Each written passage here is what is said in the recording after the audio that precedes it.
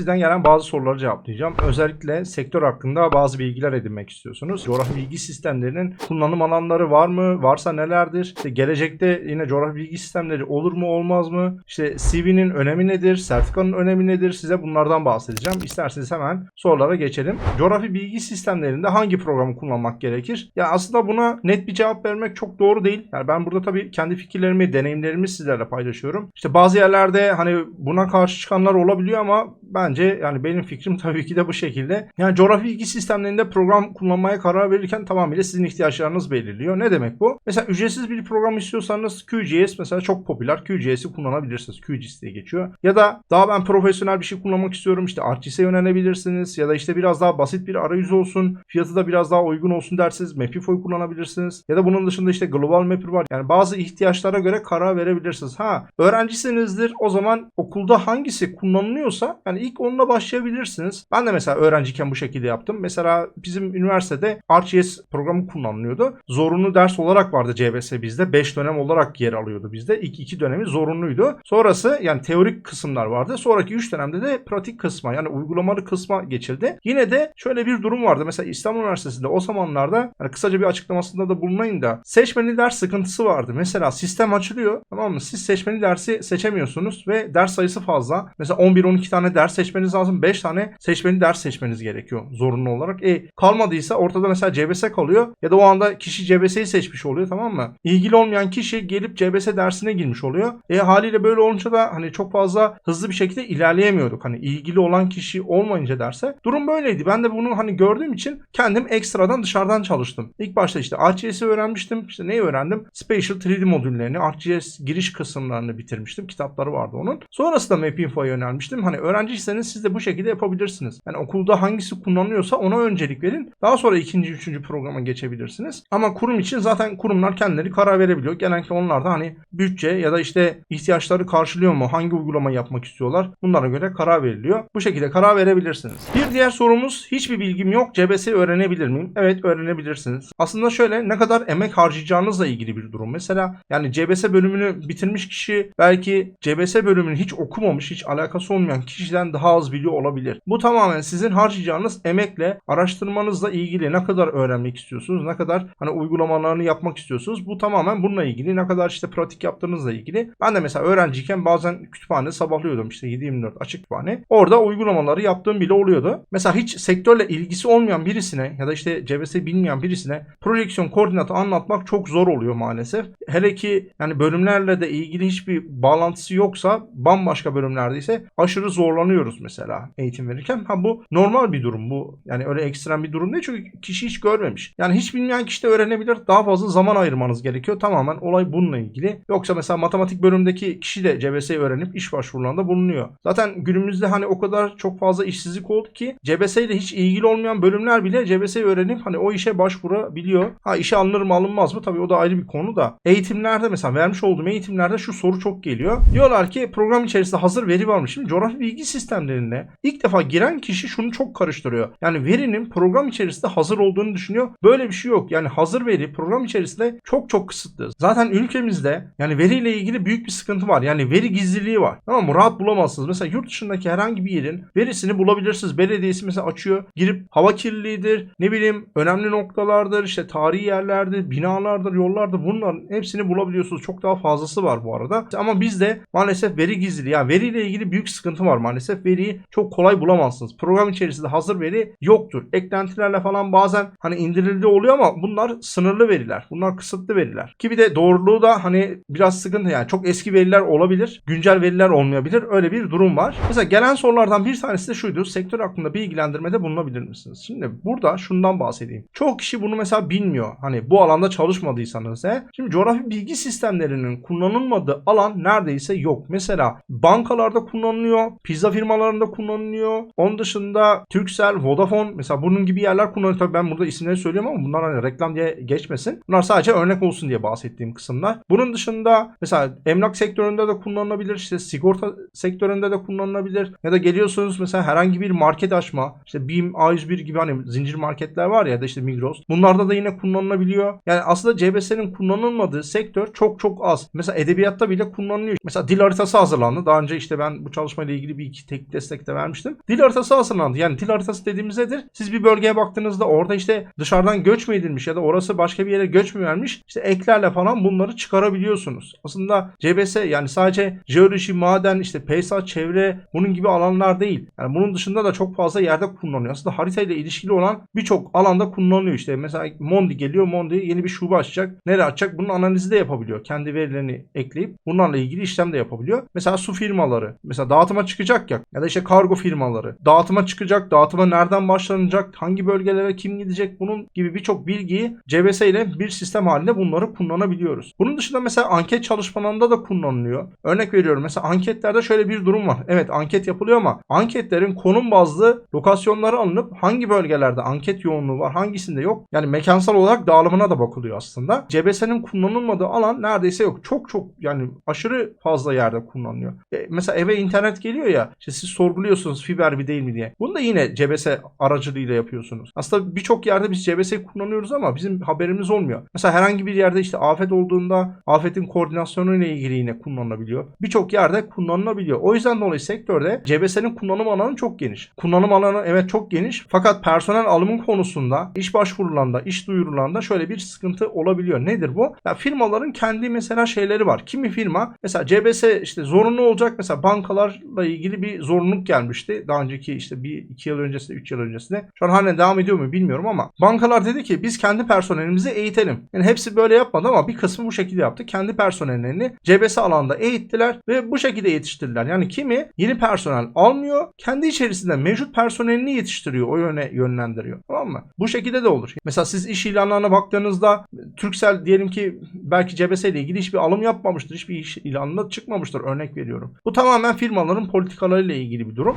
CV konusuna geçeceğim buradan. Şimdi CV konusunda da şöyle bir durum var. Mesela siz CV hazırlıyorsunuz ya iş başvurularında. Özellikle öğrenciler, yani yeni mezun olan kişiler için söylüyorum. Ya da işte öğrenciyseniz hani bu konuda bilgi edinmeniz için bunları anlatacağım. Kısa bilgi vereyim. Ben normalde insan kaynakları biriminde çalışmadım ama yani sektörde çok fazla benim işte çevremdeki kişiler, öğrenciler oldu. Hani işe girdiler, girmediler ya da işte çalıştı, çalışmadı, alınmadı gibi durumlar çok oluyordu. Ben çünkü işim gereği hem özel sektör, hem kamu, hem işte akademisyen hocalarımızla, hem işte öğrencilerle çok içli dışlıydım. Yani onlarla çok görüştüğüm oluyordu. Çünkü işim buydu benim. Hani eğitmen ve tek destek olunca. Bunlarda şöyle bir durum var. Mesela siz CV hazırlıyorsunuz ya. Bana gelen örnekler üzerinden anlatacağım. Mesela CV bir geliyor maile, tamam mı? Şöyle bir durum var. Yani eke CV'yi koymuş kişi. Altında hiçbir açıklama yok. Yani bu hoş bir durum değil, tamam mı? Bu şekilde CV gönderilmez. Bir yere eğer gönderiyorsanız. Tamam mı? Altına biraz bir şeyler yazmanız gerekiyor ki zaten şu an günümüzde yapay zeka çok fazla ilerledi. Hiçbir şey bilmiyorsan kendini yapay zeka tanıt ya da CV'ni at. Ben mail atacağım, mail içeriğini nasıl yazayım? 2 cümle, 3 cümle yazsanız yeterli. Çok uzatmanız da gerekmiyor yani, tamam mı? Karşıdaki kişiyi sıkmadan. Onun dışında siz birisine mail attığınızda kesinlikle bey hanım diye hitapta bulunabilirsiniz. Yani öğrencilerden gelen maillerde büyük sıkıntı var hakikaten. Yani eleştirmek için şey yapmıyorum ama bunları da söyleyeyim hani bu videoda madem sizden talep geldi. Mesela bir geliyor yani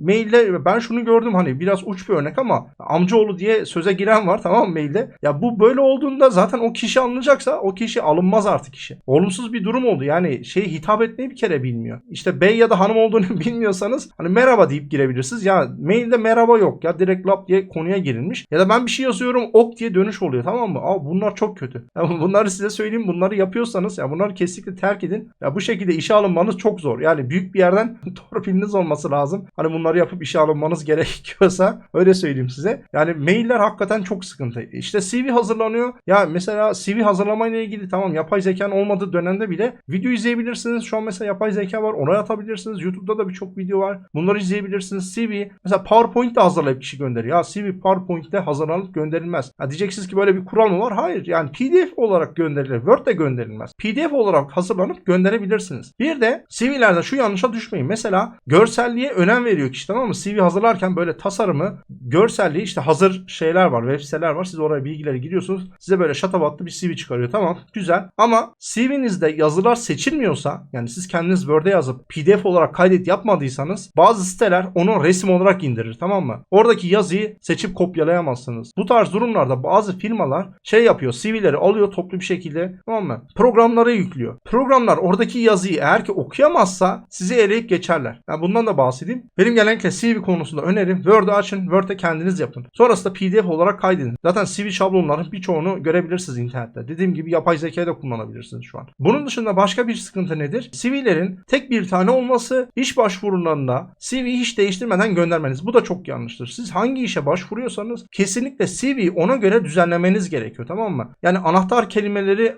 CV'ye eklemeniz gerekiyor. İşte anahtar kelime dediğimiz nedir? CV'de geçen mesela kişi diyorsa ki işte Mapinfo programını bilen ya da işte ArcGIS'i bilen diyorsa siz CV'nizin birine ArcGIS, işte Mapinfo, QGIS ya da başka bir şey koymanız gerekiyor. Bu konuda da yine eğer ki hiçbir bilginiz yoksa ya da işte anahtar kelime nedir diyorsanız gelip yapay zekayı kullanın. Yani değil ki iş ilanı bu. Bana buradaki anahtar kelimelere göre CV'ye ekleme yap. CV'nizi de verin. Ona göre düzenleyecektir zaten. Çünkü çoğu yerde CV çok fazla olduğu için tek tek açıp bakmak biraz zaman alıyor. Hani bunu yapan var ama artık herkes programa mesela atıp bakıyor. Programa atıldığında da hani o anahtar kelimelere göre filtrelediğinde o zaman sizin CV'nizin çıkma ihtimali çok çok düşüyor. Gelelim son konumuza. Sertifika önemli mi? Yani almak gerekir mi? Almamak mı gerekir? Nedir bunun olayı? Şimdi sertifika şöyle bir durum var. Öğrencilerde ya da işte yeni mezunlarda yani sertifikaya bayılıyorlar. Evet, sertifikada şöyle bir durum var. Tamam, alırsanız iyi ama şimdi sertifikanın geçerliliği çok da fazla olmuyor. Mesela işte A şirketi sertifika verdi size, tamam mı? Ne verdi? İşte B diye bir sertifika verdi, tamam mı? İsmini B söylüyorum tabii burada. B sertifikası verdi. Siz bunu alıp gidiyorsunuz C firmasına, başvuruda bulunuyorsunuz ya. O firma B sertifikasını, yani oradaki aldığınız sertifikanın içeriğini bilmez. Yani üzerinde yazı yazıyordur ama sen orada ne kadar eğitim aldın, öğrendin mi, öğrenmedin mi, uygulama yaptın mı, bunları bilmiyor. Yani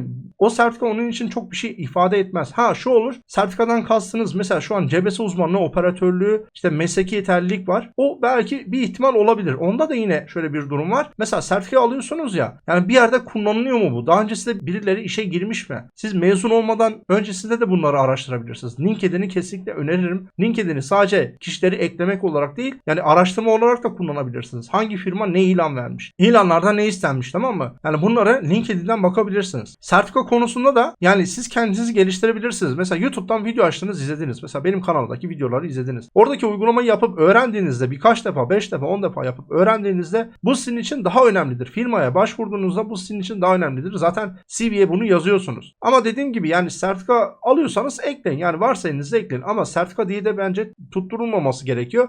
Ama CBS uzmanlığı, operatörlüğü, mesleki yeterlilik belgesi, belki hani buna bakabilirsiniz. Onu da dediğim gibi hani kullanım alanı şu an var mı? Gördüğüm kadarıyla bir kullanım alanı yok. Yani kullanım alanından kastım şu. Hani bu sertifikaya sahipseniz firma sizi alır mı? Bilmiyorum. Yani o konuda ne bir alım gördüm ne de başka bir şey. Bunları araştırmanız gerekiyor. Onu da ben niye öneriyorum? Çünkü orada aldığınız sertifika aslında sınavı belli, içeriği belli. Çünkü hepsi sitede yazıyor. E-Devlet'e zaten işleniyor. Size bir kimlik verilmiş oluyor aslında. O bir ünvan aslında. Yani bir kimlik, yani mesleki yeterlilik kimliği. Hani o yüzden dolayı onu öneriyorum. Onun dışında diğer sertifikaları, yani eğitime girebilirsiniz. Bakın, eğitime girmeyin demiyorum ama sertifika sizin için çok önemli olmaması lazım. Bir de şöyle bir durum var. Mesela eğitime giriyorsunuz. Yani sınava geçemediniz. Ne oldu? Bilmiyor mu olmuş oluyorsunuz? Hayır. Belki de çok iyi biliyorsunuzdur. Sınav esnasında bir şey ters gitmiştir. Mesela ben öğrenciyken sınava girdim üniversitede. Benden önce giren kişi bilgisayarı bozmuş. Ben düzeltene kadar canım çıktı yani. Hani orada da kıt kanaat bilgiyle, tamam mı? Çok bilgisayarları çünkü bilmiyorum o zamanlar. Düzeltene kadar sınav süremden bayağı bir süre gitti yani. Hani düzelttim en sonunda ama programı bozmuş yani. Hani programı bozmuş. Bir şey bozmuştu. Tam hatırlamıyorum. Bu benim bilmediğimi mi gösterir? Hayır. Yani böyle bir durum var. Hani sertifikadan daha çok eğitime önem verebilirsiniz. Eğitime illa para vermeyebilirsiniz. Yani YouTube'daki videolara bakabilirsiniz ya da para verip eğitime girebilirsiniz. Bu sizin için daha önemlidir. Mesela ben öğrenciyken ne yapıyordum? Okulda ArcGIS vardı. Kendim dışarıdan öğrendim. Kendim mesela kitaplarını aldım. O zamanlar mesela YouTube'da hani çok fazla video yoktu ki şu anda da hani çok fazla yok. Yine var ama eskisine göre çok fazla yok. Zaten MapMind kanalını o yüzden dolayı kurdum. Video sıklığı çok fazla değil ama yani benim kanalın kurulma amacı buydu. Bir de şu durum var. Mesela bundan da size bahsedeyim son olarak. Onu bahsetmeyi unuttum. Size herhangi bir şey söylendiği zaman bunu kesinlikle araştırın. Mesela ben üniversitede bir tane örnek vereyim. İlk gittiğimde dediler ki 5 taneden fazla dersin kalırsa bursun kesiliyor, tamam mı? Krediye dönüşüyor. Herkes bunu söylüyor. Ya benim 5 tane dersim kaldı. Kesilmedi. Sonra araştırdım. Meğer ders sayısı değilmiş o. Puan sayısıymış. Yani bizim işte şeyimiz var ya, ortalama notumuz var ya. Ortalama o zaman için söylüyorum. İşte 1.80'in altında kalırsa dönem ortalaması bursu kesiliyor. Bunu hiç kimse bilmiyor. Yani benim denk geldim ki bir sürü kişiye sordum. Kimse bunu bilmiyor.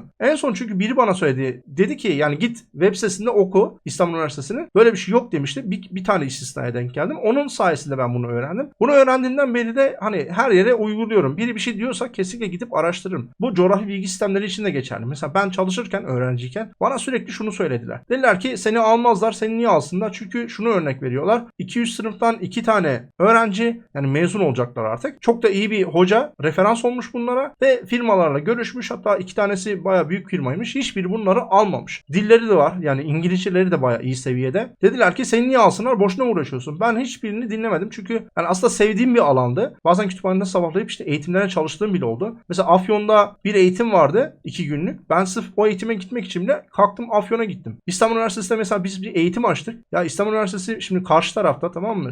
Tarihi Yarımada'da. Tabii herkesin evi farklı yerde ama eğitim de Ataşehir'de, karşı tarafta. Ataşehir'e gelecek adam bulamadık ya. Eğitimi zar zor açtık. Yani dediler ki biz oraya gelemeyiz. Halbuki metrodan inip 10 dakika yürüyecek. Hadi bilemedin 15 dakika, tamam mı? Ben kalkıp Afyon'a gidiyordum. Öyle bir durum vardı maalesef. Ben mesela çoğu kişiyi dinlemedim. Hani CBS konusunda hep bir olumsuzluk vardı.